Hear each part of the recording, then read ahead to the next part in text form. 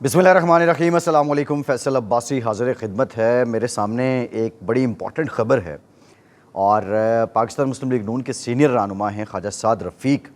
ख्वाजा साद रफ़ीक के बारे में ये कहा जाता है कि वो एक बहुत जानदार किस्म के सियासी कारकुन हैं और इसमें कोई दो राय भी नहीं है कि उनके वालिद मोहतरम भी सियासी कारकुन थे। वो ख़ुद भी बहुत धड़ल्ले के साथ अपनी बात करते हैं और सियासत के असरार व रमूज़ को समझते हैं। उनके छोटे भाई सलमान रफ़ीक जो हैं वो भी एक पॉलिटिकल वर्कर हैं। साद रफ़ीक जब से वो जेल में गए, उन पे केसेस बने और जब से इवन हुकूमत से निकले तो साद रफ़ीक बहुत कम गुफ्तगू करते हैं और बहुत कम मीडिया पे आते हैं। वो ज़्यादातर अपनी जो तंजीमी मामलात हैं मुस्लिम लीग नून के और जो हल्के के मामलात हैं और पार्टी के ऑर्गेनाइजेशन है, इसमें बिज़ी रहे हैं। लेकिन साद रफ़ीक साहब ने जो स्टेटमेंट दी है वो बहुत इम्पॉर्टेंट है। साद रफ़ीक साहब ने आज ये कहा कि 10 माह बाद इंतखाबात या 10 बरस का इंतज़ार, ये एक उन्होंने सवाल उठाया है। 10 माह बाद इंतखाबात से मुराद ये है कि इंतखाबात अपनी जो मुकर्ररा वक्त है उससे 1-2 माह पहले हो जाएं या मुकर्ररा वक्त पर हो जाएं, या फिर 10 बरस के इंतज़ार से मुराद ये है कि पाकिस्तान में जो मार्शल लॉ की तारीख़ है, आप अयूब खान का दौर देख लें, आप जनरल ज़ियाउल हक का दौर देख लें जो सबसे तवील मार्शल लॉ था, और इवन परवेज़ मुशर्रफ ने भी 7-8 साल हुकूमत की। तो उनका कहने का मकसद ये था कि ये जो हम सियासी जमातें हैं, हम अगर अपने मामलात ख़ुद तय कर लें, और या दूसरा ऑप्शन ये है कि हम जत्थों की सियासत करें, लॉन्ग मार्च करें, मुल्क में बेयकीनी फैलाएँ और फिर कोई ताला आज़मा आए और ऐसी क़ुव्वतें जो गैर जमहूरी हैं वो आके इक़्तिदार में बैठ जाएँ और फिर हम 10 साल इंतज़ार करते रहें कि ये उतरेगा तो फिर हम दोबारा सियासत करेंगे, या हम इक़्तिदार में आएंगे, या हम एक हकीकी अपोजिशन बनेंगे।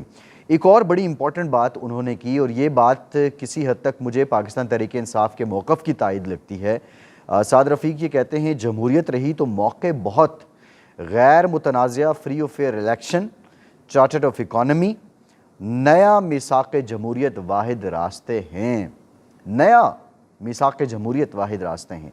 आपको याद होगा कि 2007 में जब मिसाक़ जमहूरियत हुआ था तो उस वक्त की जो सिटिंग गवर्नमेंट्स थीं, मुस्लिम इक़्क़ाफ़ और MQM, उसके अलावा तकरीबन पाकिस्तान की सभी सियासी जमातें इसमें शरीक हुई थीं। ये मिसाक़ जमहूरियत बरतानिया में हुआ था। बहुत अहम किरदार था मोहतरमा बेनज़ीर भुट्टो शहीद का, फिर साथ मियाँ मोहम्मद नवाज़ शरीफ का, और गोया ये मिसाक़ जमहूरियत ऐसा था कि नदी के 2 किनारे बाहम आपस में मिल गए और फिर ये तय हुआ कि हमने जो जमहूरी अमल है उसको जारी रखना है, और ये सिलसिला रहा। फिर अचानक जो है वो पाकिस्तान की सियासत में इमरान खान उमड़ आए। शुरू में वो राइटिस्ट पार्टी थे, इस्टेब्लिशमेंट की सपोर्ट के साथ वो इक़्तिदार में आए। अब जब वो हुकूमत से गए तो वो भी एक एंटी इस्टेब्लिशमेंट मामला लेकर चल रहे हैं। आपको ख्वाजा साद रफ़ीक के अलावा जो ख्वाजा आसिफ हैं, ये जो 2 ख्वाजगान हैं मुस्लिम लीग नून के, इनके बयानात बहुत अहम हैं।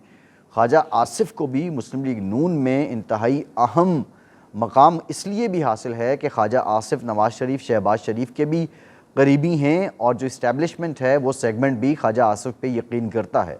दूसरी इंपॉर्टेंट बात यह है कि ख्वाजा आसिफ गो के पाकिस्तान पीपल्स पार्टी के साथ इत्तेहादी के तौर पर बैठे हैं। वो राइट विंग के सियासतदान रहे हैं, वो अभी तक राइट विंग के ही सियासतदान हैं।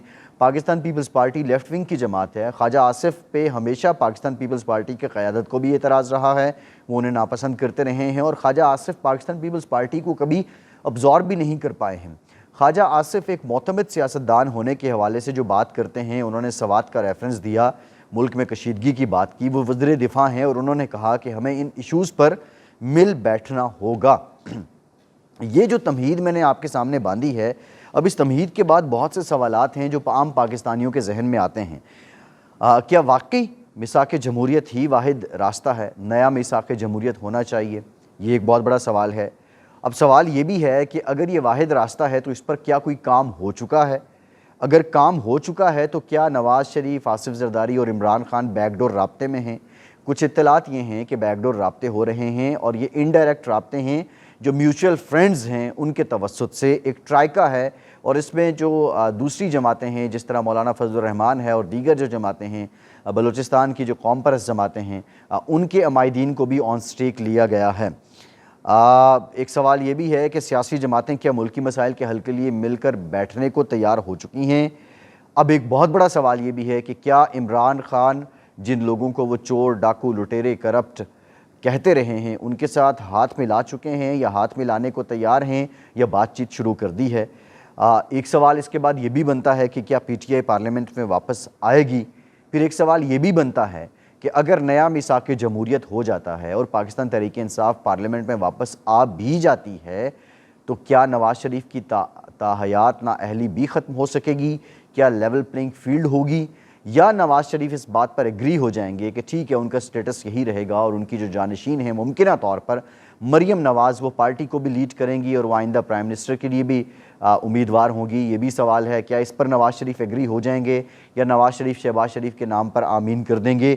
ये वो सारे सवालात हैं जो इस वक्त डिस्कस हो रहे हैं। इन नया मिसाक जमहूरियत की कहानी के साथ साथ एक कहानी और भी चल रही है जो पाकिस्तान तहरीक इंसाफ के कैंप से ख़बरें आ रही हैं, जो व्हाट्सएप ग्रुप में डिस्कशन हो रही है। एक बड़ा लंबा चौड़ा एक तरह का एलामिया पाकिस्तान तहरीक इंसाफ के कुछ लोग अपने व्हाट्सएप ग्रुप में और फिर मीडिया के दोस्तों के साथ शेयर कर रहे हैं, और वो कुछ इस तरह है कि जो इस्टेब्लिशमेंट है उसके साथ हमारे मामलात तय हो रहे हैं। एक वो रेफरेंस देते हैं जो पहली मुलाकात आसिफ जो सदर आरिफ अलवी और फिर इमरान खान और दीगर लोगों के दरमियान हुई, उसका रेफरेंस दिया जाता है। फिर ये बताया जाता है कि उसी मुलाकात की पैरवी के तौर पे 2-3 मुलाकातें और हो चुकी हैं, और यही वजह है कि इमरान खान लॉन्ग मार्च भी तातुल का शिकार हो रहा है। अच्छा, ये जो नुक्ता है ना, लॉन्ग मार्च क्यों तातुल का शिकार हो रहा है, यहाँ पे पाकिस्तान तहरीक इंसाफ और मुस्लिम लीग नून, अगर ख्वाजा आसिफ के इस स्टेटमेंट को देखा जाए 10 माह या 10 बरस का इंतज़ार, तो ये समझ आती है कि इमरान खान भी इस बात को समझते हैं कि पाकिस्तान की सियासी तारीख़ को अगर ख़ातिर में लाया जाए तो इस सियासी तारीख़ में हमने ये भी देखा, 1977 को देखा जाए जो PNA की मूवमेंट थी, लोग सड़कों पर थे, फिर एक जवाज़ बना, फिर ज़िया-उल हक का मार्शल लॉ लगा, फिर उसके बाद एक जवाज़ बनता गया, फिर कारगिल का मामला हुआ। कारगिल के मामले में नवाज़ शरीफ साहब को ये तजवीज़ दी गई कि आप इसको बेस बना के जनरल मुशर्रफ को बतौर आर्मी चीफ हटा दें, उन्होंने नहीं हटाया। फिर जब हटाना चाहा तो फिर 12 अक्टूबर का वाक़या हो गया। तो ये सारे वाक़यात जो बताते हैं कि पाकिस्तान में कतई तौर पर इस बात के इम्कान को आप कम नहीं कह सकते, या इस बात के इम्कान को आप बिल्कुल ख़त्म नहीं कह सकते कि पाकिस्तान में मार्शल लॉ नहीं लग सकता है। ये लोग सारी यही बातें कर रहे हैं। ख्वाजा साद रफ़ीक भी किसी हद तक ये बात कर रहे हैं, ख्वाजा आसिफ भी किसी हद तक ये बात कर रहे हैं, और इमरान खान भी बज़ाहिर कह रहे हैं मैं तैयार हो रहा हूँ, मैं तैयारी कर रहा हूँ, मैं देख रहा हूँ, मेरी बात हो रही है। लेकिन असल बात ये है कि इमरान खान ये चाहते हैं कि अगर उन्होंने अपने लोगों को कहीं लाने की कोशिश की और वो बड़ी तादाद में लोग इस्लामाबाद पहुंचाने में कामयाब हो गए, क्योंकि लोगों के बारे में पब्लिक को लीडर निकाल तो सकता है, लेकिन पब्लिक जब सड़क पे आ जाती है तो फिर लीडर उसको शायद ऑपरेट नहीं कर सकता, उसको संभाल नहीं सकता। तो ये ख़दशा कहीं ना कहीं इमरान खान के जहन में भी है।